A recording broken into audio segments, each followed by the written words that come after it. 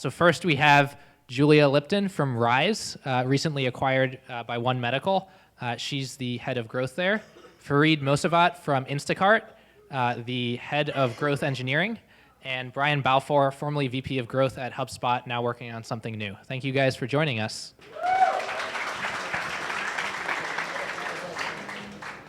So just to kind of get started, when you guys think about, let's say you're coming in new to a company and you want to improve the retention of the application and the customers that you're working on, where do you start? With Brian. Okay. All right. So I think the first question I ask is like really, really basic, which is this actionable or not? Because a lot of times if there's any sort of retention problems, it actually isn't something you can improve by optimizing retention. It ends up being either a product market fit problem or you're acquiring a bunch of really crappy users, right? Something's broken somewhere else, right? And so that's really kind of like the first question you have to ask. And the only way you answer that question is, finding out qualitatively if this thing is, if there's a set of things here that are actionable or not. If the answer is yes, this thing is actionable, then there's a whole number of series of steps that you can go through. The first is basically taking your retention curve and basically slicing and dicing it kind of horizontally and vertically. So vertically, you would slice it into probably 3 or 4 different parts. Then the first part of the retention curve, the first day, first week, first month, the middle part of your retention curve, the long tail part of your retention curve, or resurrection, right? And you can identify which part of the curve is probably most impactful. The other way to slice it is kind of horizontally, right? Which is segmenting in a bunch of ways, whether it's by user source or client that they're using or a number of other user attributes depending on what your product is. And by slicing and dicing it all of those different ways, you can start to narrow in onto something that is way more actionable to come up with ideas, figure out the problem spots, rather than just saying, how do I improve retention? Which is a very vague and important problem. And there's a number of other things, but I'll let these guys chime in. So to kind of continue down that path, after you've sliced and diced your data, you can look at what part of the curve you think is going to get the biggest bang for your buck. And often for new startups, it's in what we call at Rise activation. So how do you turn someone into a good customer so they stay? And you can look at all your quantitative metrics and you can see where you're going to get the biggest bang for your buck. And then often you can find out the right answer, not just by looking at the data, slicing and dicing is really important, but also going to talk to your customers. So one example we have from Rise is we used to have this drop-off in activation that would happen in the first 14 days.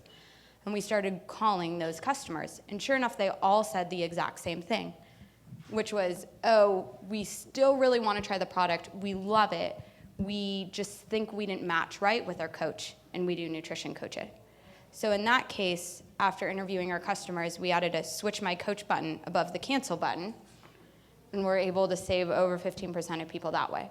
So often just by getting the qualitative data and combining that with the quantitative data, you can start to figure out what is the real problem and begin to design solutions. Yeah, for me, so at both of my current and previous job, I've sort of had the luxury of working at a company that clearly had product market fit already, both at Runkeeper and at Instacart. And sort of the question was how can we make this better, or has anything changed over time? And so a lot of the slicing and dicing and looking at data is a super valuable thing. I think at an earlier stage startup, like when I was building games and we had 0 customers, it's a completely different thing. You have to sort of make more guesses. One thing that I found is that I think, like Julia said, early retention tends to be the best place to start because it's the place where the kinds of tactics and communication and experience can make a huge difference. A customer who has used you 8, 9, 10 times, especially for something like Instacart, you kind of have them hooked at that point, and those numbers are much harder to move. So I think if you ask where should you start, I would say start at activation or second action rate, whatever that may be. So the second time you go for a run in Runkeeper, the second time you place an order on Instacart, because that's going to be the place with the highest drop-off, the highest impact, and likely has the most things that can influence it. And then my second piece is, I think, to reflect what Brian said, I'm just looking for I like to get early wins when I start at a new company, and the earliest wins are always like fixing bugs and cleaning up things that are broken, and you can usually like tie them directly to retention. We find that like in games, frame rate was like directly correlative to retention. So like make the game faster, boom, everybody uses it more. Same kinds of things go with on-demand. A lot of quality and operational metrics. I think the hard part there is they can be very expensive to fix. So what you have to do is figure out which ones are the biggest drivers, and I think that's where like really doing real data analysis and even like regression analysis can make a huge difference. So there's one really quick added point on the activation, and there's a really simple reason why that ends up being, well, there's two simple reasons why that ends up being the biggest bang for your buck. The first is just like this core human emotional behavior, which is when somebody's like being onboarded and activating in your product, they are forming an opinion about your product. Now, what happens when you form an opinion about something?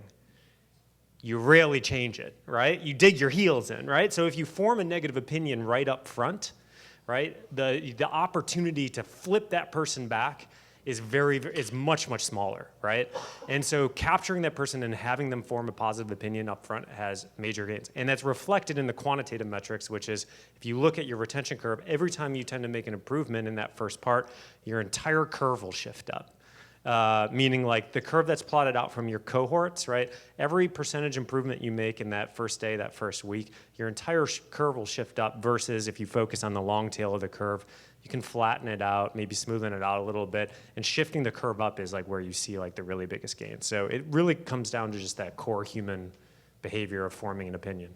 Yeah, I don't have like great data to support this, but I feel like curve shape is more driven by like the dynamics of your product and the overall quality of it, and like curve height is driven by like how you experience it in the first like couple of days or first couple of experiences with it. I just tend to find that like you move the first bit up and the whole thing goes, but changing the shape is more about like every product has a different kind of shape that's innate to like what you're doing with it, if that makes sense. That's awesome. Yeah, just like focusing on what are the bad experiences at the start and eliminating those both quantitatively and qualitatively. Awesome. One thing that's come up and that I've heard, especially when it comes outside of games, a lot of retention. A lot of the metrics are based in the games industry where the expectation is you come back every single day. What about for products that don't have that? How do you think about shifting that curve up, or how do you think about how you can tell? Let's say you expect someone to come back once a month. How can you run an experiment and get a result more quickly? Before having to wait and see, okay, is someone coming back in the next period?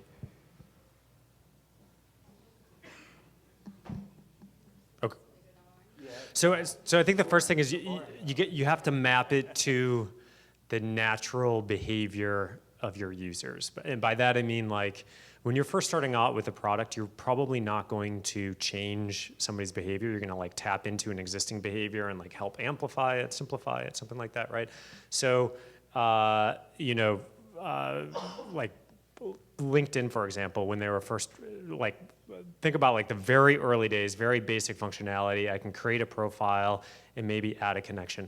That's not something I'm going to do naturally in the human environment like every single day. It might be weekly, might be a couple times a month. So you have to like first kind of naturally map it to that user's behavior. Now, what you see the best companies do that have like very infrequent transactions, very long times, whether that's something like searching for a job or buying a house with Zillow or doing your taxes like TurboTax, is that to grow as a company, they end up filling in the gaps between the transactions with their product, right? So LinkedIn moved from not just like having a profile and adding connections, but now you can like leave reviews for people. They have content that you can engage with between these transactions, right? They have all of these things that you engage with in your product, which have basically increased the usage.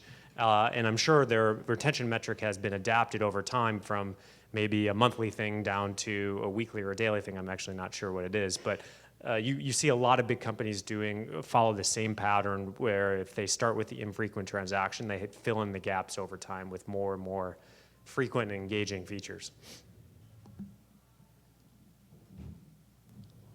You took all the example. No, example. I'm just kidding. I actually, honestly, like, I prefer to work on things that are very frequent. It's sort of like it's just the kinds of products that I've tended to work on. Is that the case with Instacart and Runkeeper?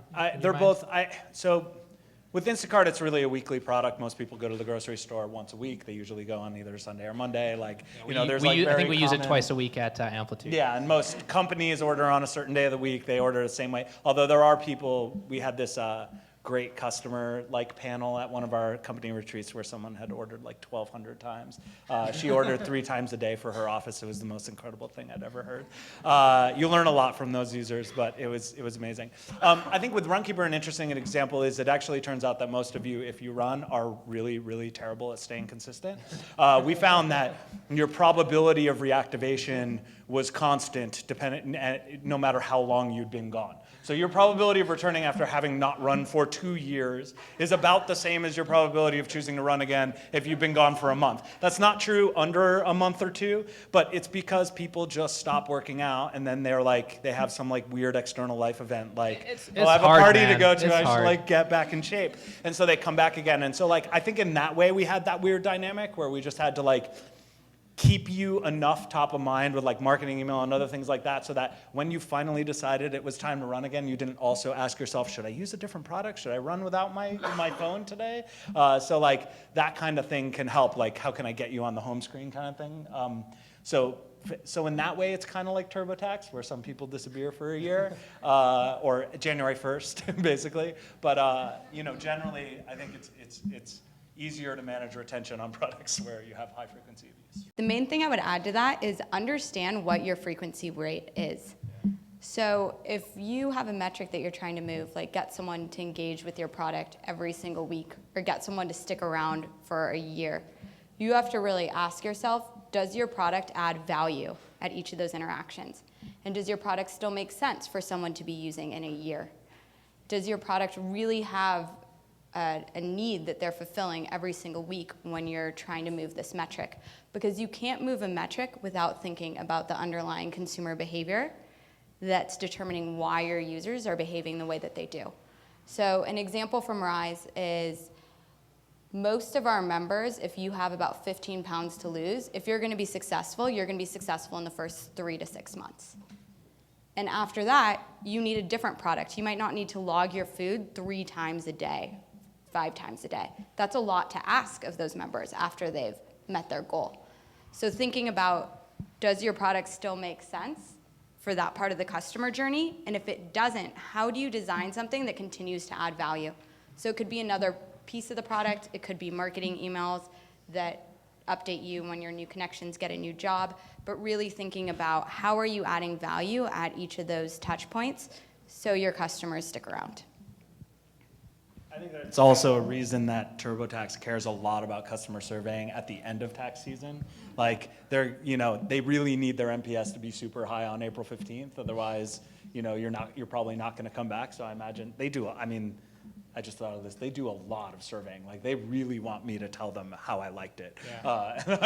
And they're kind of aggressive about it, which I'm sure is part of that. Awesome.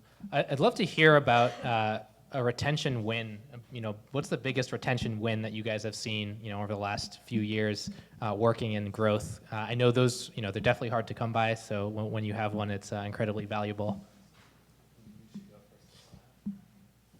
So our biggest retention win from the last year is kind of in the class of retention wins that people don't talk about, which is we fired a large percentage of our customers. So you can start by looking at who are your customers and who are the customers that are churning out, which we mentioned earlier. And one of the things we decided was we just didn't want those customers anymore. And it turned out that all those customers behaved in very similar ways. So we had 3 different types of pricing packages. There was the shortest, the middle, and the longest, 1 week, 1 month, and 3 months. Turns out that all the weekly members suck. They just were absolutely terrible. Most of them would churn out by the end of the first month because they were using weekly as a trial method. And so what we did is we got rid of the plan, and we got rid of all of our customers that behaved that way. And instead, we implemented a trial program so people could still get the value of trying out the service without ever getting in their head that this was some sort of weekly use product. Because as soon as you start thinking about it as something that you're doing weekly, the odds that you're going to stay for 3 to 6 months just go way down than if you sign up for a 3-month commitment up front. So that was probably our biggest win from the last year, and we were able to overall about 2x the percentage of people who made it to 3 months, and then also lift our 1-year retention as well. Double the percentage. So Yeah. that's massive. You Yeah. talk about, it's like doubling your user base Yeah, straight out. and it was a really painful thing for us to do because it meant that we had to, it meant we really had to cut our conversion rate up front because we had tons of people signing up for this plan. But you can model out what the impact is. So at first, on net growth numbers, this does really, really hurt because all of a sudden you're cutting the percentage of people who are signing up because your conversion rate's going down. But if you model it month after month over how all the cohorts are behaving, you can see that after some amount of time, you'll break even. And for us, allows us to consistently grow because we don't have to worry about these high churn customers. Cutting Android versions is a good way to do that too. Also firing crappy customers. No, it's not the customers. The app doesn't work on their phone. It's our fault. But like sometimes it's easier just to fire them than it is to keep trying to maintain. It's no offense to Android users. It's just like there's a lot of different versions to support.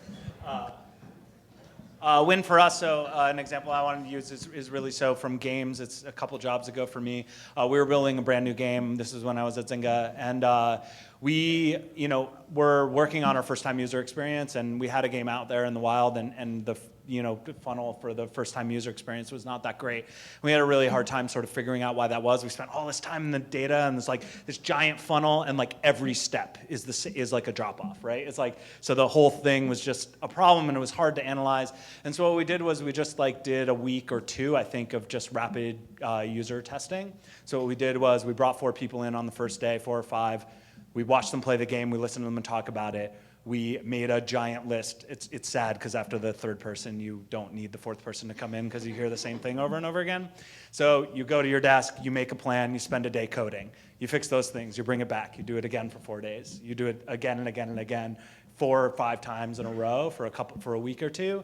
And by the end of it, it's like everything is so much better. You play and you're just like, oh, it's all working better. So I think for first time user experience or certain experiences like that where they're new or you don't really understand them or you don't know why people are dropping off, sometimes just it's not just about watching users and doing user research. It's really about doing it testing over and over again. But you really only need 4 or 5 people to figure that out. Yeah, so it's just about, the key is just the number of iterations you're going through. Yeah, I think in general, I heard someone else say this recently, the biggest win is figuring out ways to rapidly do things over and over again and build a culture around that more than anything else. What about yourself, Brian? I think there was a few. All these are public and actually have a lot more information out there. HubSpot went through a similar thing where we fired a lot of customers. We focused on a persona. There's actually an HBS case study out there about this, how we had all these personas. We focused on this one called Marketing Mary. The interesting thing about not only does it improve your retention, it aligns your entire company, not just around acquisition, around pricing, around all of these things, and so it has all of these other effects when you when you go through that change. It's really scary up front because you lose a bunch of revenue. You have all these questions of is this going to be a big enough market long term, all that kind of stuff. But super impactful. That's a really interesting case study. I think the second is we worked on this product called Sidekick. It was an email plugin that gave you all of these extra capabilities around your email. We had a couple problems with retention. Our first week retention was dropping, so the curve was shifting down over time. And at about at the end of a year, it started sort of trending towards 0. And so the retention curve, and so 2 really big problems. And so there was actually ended up being 2 very little easy things that fixed both of them. The first on the first week retention was that we had this experience where you installed the product and then we landed you in this terrible web app. I think the first web app experience had 17 calls to action. It was every little thing you could possibly think to do wrong, it was in there. And we spent a month optimizing that page. We cleaned out the CTAs. We put in blank space experiences. We tried to educate the user all these different ways over and over. We had 15 failed tests. And then one of my engineers walked in one day and was like, hey, I was talking to a friend who just installed Sidekick. And they were like, the landing page just talks about this email product, and then I installed this email plugin, and then you guys show me this web app, but I don't get it. And we were like, okay. And so that day we threw up a screen at the end of the onboarding process that just said, hey, go and start using your email. And we never even showed them the web application. And that ended up aligning with the user psychology of these users so much better that it shifted our entire curve up about 7 points. It was amazing. And we iterated on that for a while, but it took us a while to get there. And then in the last half of the curve, we ended up finding through a bunch of qualitative information, people would, one of the features allowed you to track your email. So you'd send an email, you track it, see who opened and clicked on the email. And it was like this little checkbox at the bottom. And so some emails people didn't want to track. And so they uncheck it. And then it was so subtle that they would just forget about the product. And so all we had to do, what we started to do is we added these little nudges into the experience, like these little boxes that said, hey, saw you turn this off and it's been off for 3 days. We turned it back on for you, yay!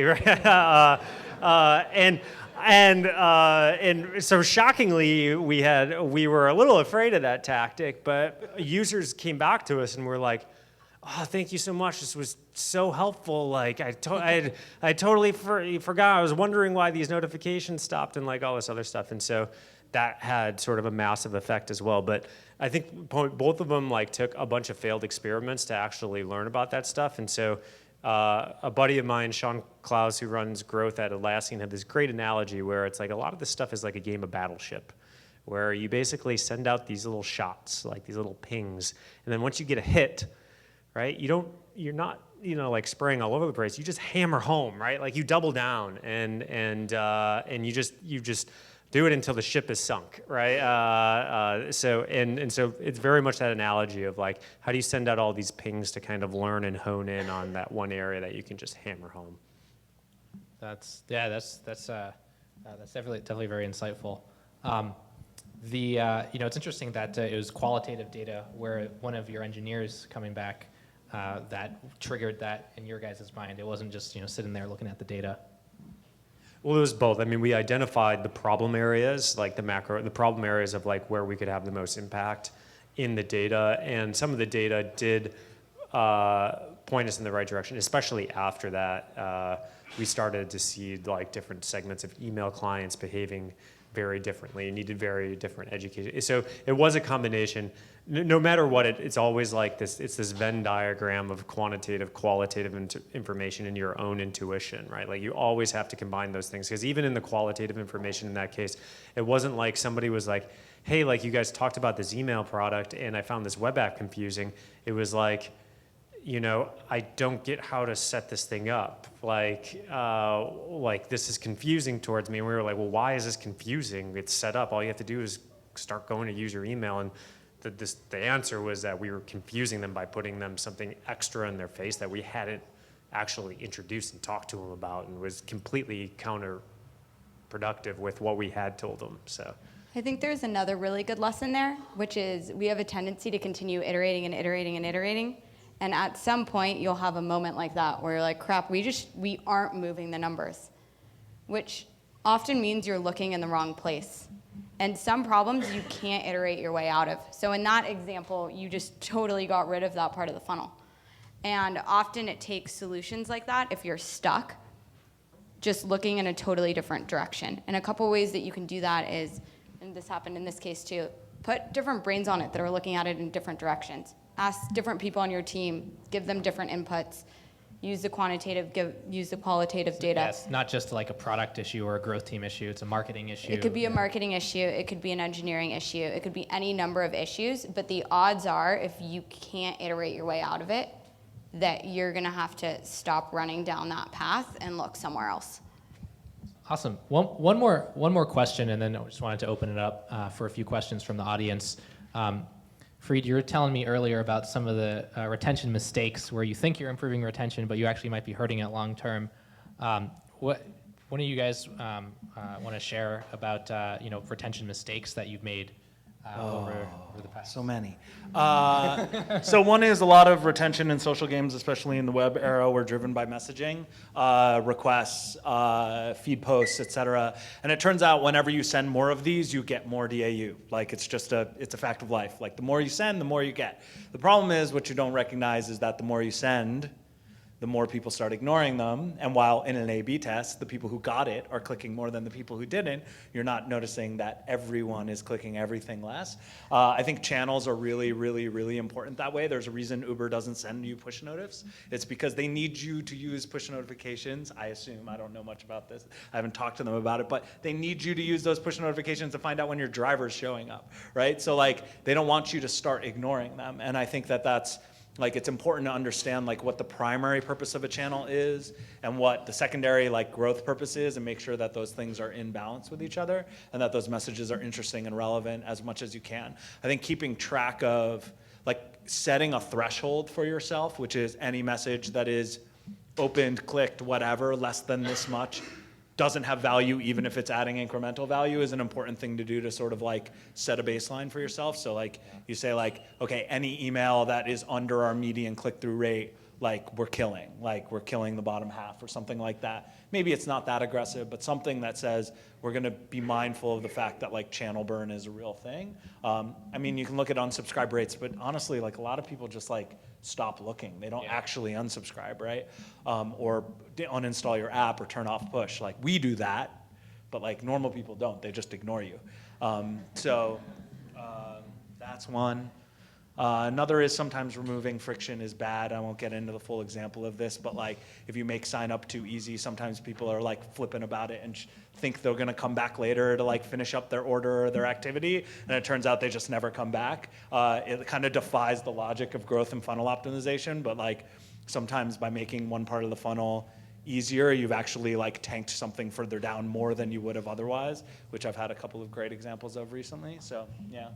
Julia, you found a similar thing at Rise with the weekly plan, and like just cutting that was much better. I mean, we have another example of this as well. Our free trial users, the longer the free trial, the worse of a customer you're going to be longer term. So we have a couple people that we'll give free forever plans to every once in a while, like friends, family members. If you actually want your friends and family to get healthy, make them pay for the product because they'll churn out. And so getting people to commit, sometimes monetarily, can be a really, really powerful retention tool. And it also means that they assign more value to your product than when you give away something for free. It automatically has a lower value prop in their head than something that they believe has a dollar amount associated with it. Yeah, you can't do this with all products, but I actually think it's important to pay for your own product. I think most product managers and engineers don't do this. I've made a point of it at the last couple companies I've been at to be a paying, like out of my own pocket paying subscriber of the things. This was especially painful in social games because it's like basically impossible to not spend a shitload of money if you want to like actually use the product a lot. So it was hard, but I think it actually helped me like develop this empathy and understanding for our customers and understand what makes people quit. When you get like stuff for free, you don't treat it with value. It's a really good point. I think the only thing I would add is, depending on your product, sometimes you have to protect your users from themselves. And I know that sounds really weird, and I'm not implying like we're all like gods helping like everybody out here, but like I have this hypothesis that like this is actually Twitter's like core growth problem. So like if you look at their core engagement and retention loops, they kind of have two things, right? It's basically I sign up, I start following people, and I get things in my feed. And so like I follow some people, I get more stuff in my feed, the experience kind of goes up, and then it kind of hits this peak point where I've like followed a certain number of people and I have this ideal experience. But then like past that point, like every person I follow just puts more and more stuff in my feed, and it degrades the experience over time, right? And so like, and the thing is about humans is like we like to do more of things, we don't like to do less of things. And so like a PM or engineer would be like, well, people can just go in and unfollow people, right? But people don't do that, right? Like that's just not like our core human nature. And so so it works in the reverse direction too, right? Which is like I get on there, I might start tweeting, get a couple favorites, retweets, gives me some positive feedback. I keep tweeting more and more. At some point, I'm tweeting so much that I'm degrading the experience for all of my followers, right? So it works in the reverse direction. LinkedIn, I think, actually has this problem too. How many of you guys have professional graphs on there that are completely useless? Right? Completely. Oh, not completely, Mostly. but like half the time, more than half the time now, I send an email to somebody being like, hey, I saw you were connected with so-and-so on LinkedIn, wondering if you could introduce, and it's like, oh, I don't really know that person. I ran into him at a conference 4 years ago, right? And I think that's actually No one's going to add you on LinkedIn after and I love LinkedIn. I use LinkedIn a bunch, and I hope my guess is there's probably LinkedIn people in the room, but also Twitter. yeah, Sure. yeah, but like these are things that are hard to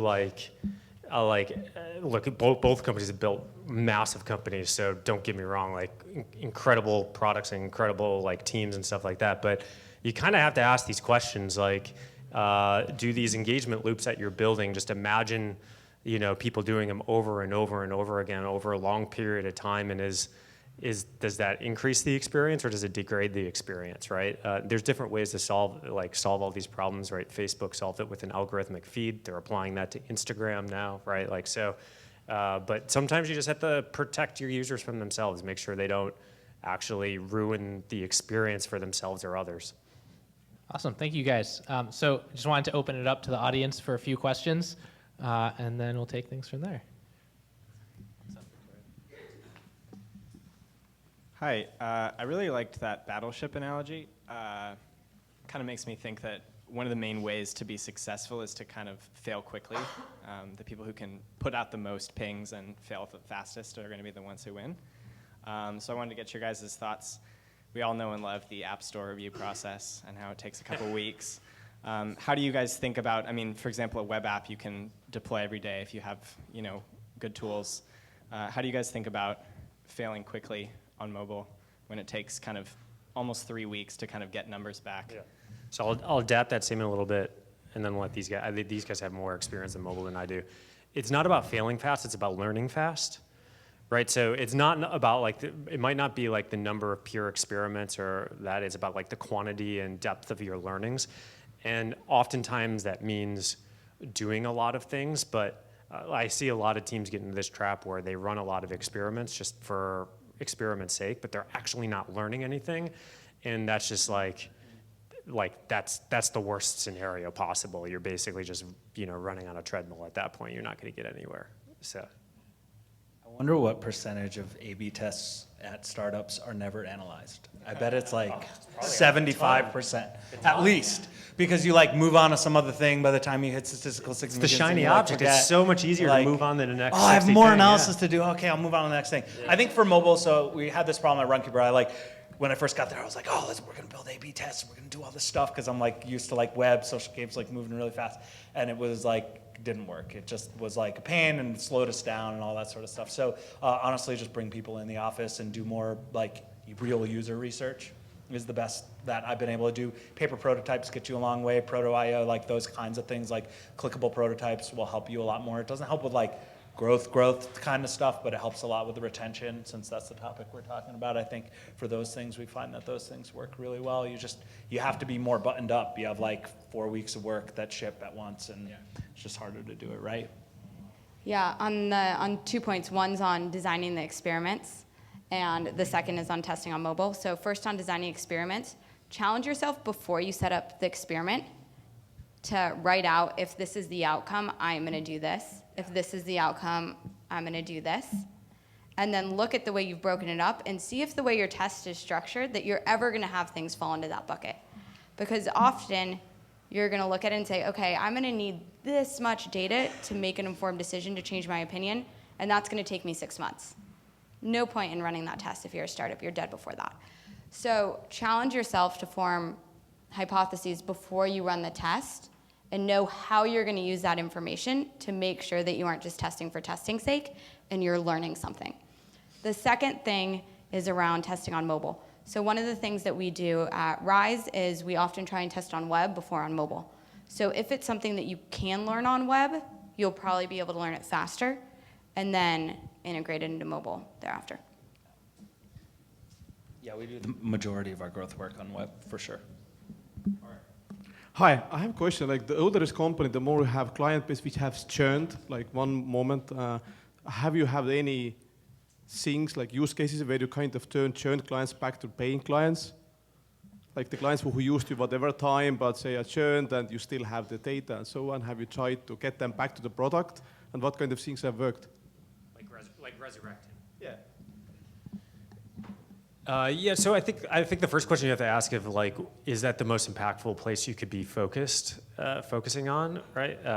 And I think a lot of times people think it is because you have their contact information and it's easy to reach out to them and stuff like that. But going back to what we were talking about earlier, at that point they've formed an opinion about your product. It's gonna be pretty hard to change that opinion. So if you take that whole pool of users, the number you're probably going to be able to resurrect is a pretty small percentage. You got to compare that to the world of your market that you haven't even touched yet. And so for most startups, right, like that world is totally different. Now, if we go back to our like Facebook gaming days and like Zynga and stuff, where a lot of these games had touched a huge percentage of Facebook's audience, that resurrection bucket actually became super, super meaningful, right? Because once again, because the comparison was totally different. But the two questions I would ask if you're going to focus on this is, at what point in the retention curve did they fall off? And how long have they been dormant for, right?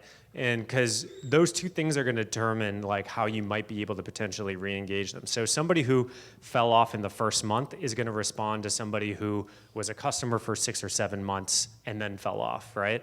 And then if they've only been dormant for 30 days versus a year, right, also very different. So I'd once again slice and dice it and think about like how are those different segments going to respond to people? From a HubSpot signal standpoint, how did you get the growth to get the extension on the browser in the first place? So what were our primary acquisition channels? For Sidekick, formerly Signals. They've been through a couple of brand changes on that one. Our primary channels for that was our core growth groups were paid acquisition and virality. Those were the two that kind of worked for us. So, it was a $10 a month product. We had pretty high conversion rates to paying users, much higher than like a Dropbox or an Evernote. So we had the economics to make paid acquisition work fairly well. And then there was some form of incentivized virality to it that was pretty healthy. So those were our two primary acquisition channels. Getting somebody to install a browser extension is challenging, not somewhat to the degree of like they have to install an extension. It's actually just more challenging from a technology perspective because of Chrome still only covers 50% of the market. The other 50% is split from the other guys. They're conforming around Chrome standards, but technologically to support all of those browsers is actually it's like a huge time suck. But you get to install browser extensions and browser notifications, massive retention mechanisms, just because of the amount of stuff you can do with it. So. I was wondering, like, when you're trying to track how a user gets to your product or how they move through your funnel, and sometimes you don't really know whether they came through Facebook or a referral from a friend or something like that, and you might tag it as organic growth when it's really not. I was just wondering how you guys deal with not knowing and differentiating that from organic growth. Mobile's kind of a black hole. You can do all kinds of stuff with tricks and stuff like that. I mean, at the end of the day, like, for us, right, so at Runkeeper, like, almost all of our traffic was organic. It was mostly App Store driven. We didn't know how much of that was from search terms, how much of it was from ranking boosts. We didn't know how much of it was because of, like, word of mouth referral. And it's really hard. I think you kind of have to guess at things, if that makes sense. And I mean, I've never really found a good solution to this. It's better on the web. You can do like, last 7-day click attribution and all this other fancy stuff, but like, you never know if someone saw a Facebook ad and then decided to like visit Instacart.com or whatever directly. I'm not an advertising expert. I'm more of a like growth product person, but we struggle with it because our team is responsible for the data. But I unfortunately don't have a good answer. I don't have a great answer either. One thing that we found that was really surprising is try turning off a channel and see what impact that has. So, for example, for a while we thought our Facebook ads, we were looking at the pure unit economics, we were looking at the CPA and the LTV of those users and decided it didn't make sense. We turned them off, and the gap of users that we had lost was greater than the difference in the unit economics problem. So we said, okay, there's some brand thing happening here. We can't measure it, but we know that it's happening. And so there's some amount of trial and error that you can do. We don't do tons of this. And again, same as these guys, like I don't have a great answer, but that's one thing you can do is turn off a channel. The other thing that some companies do, I've never done it, is ask your users how they found you. I don't have any personal experience with that, but I know that's the way some people get around that problem. Another one I thought of is geographic isolation. So sometimes we've done these like little analyses where we'll find regions that have very similar dynamics. They might be bigger or smaller, certain countries, and then try something different in that country. So for like things like App Store descriptions, like, at Runkeeper, we found like something like, Denmark and Australia like kind of looked the same, or Denmark and Sweden. I don't remember which countries it was, but we picked two that looked similar, did something different in one, looked at how it changed and tried to do a little bit of a lookalike analysis there. You can do the same with like regions. It works for like billboards and those kinds of things, but like it's all like this kind of thing. Like you have to just get over the error rate piece of it. Thank you, guys. Well, let's give a round of applause for our panelists. Thank you so much for taking the time to join us, guys.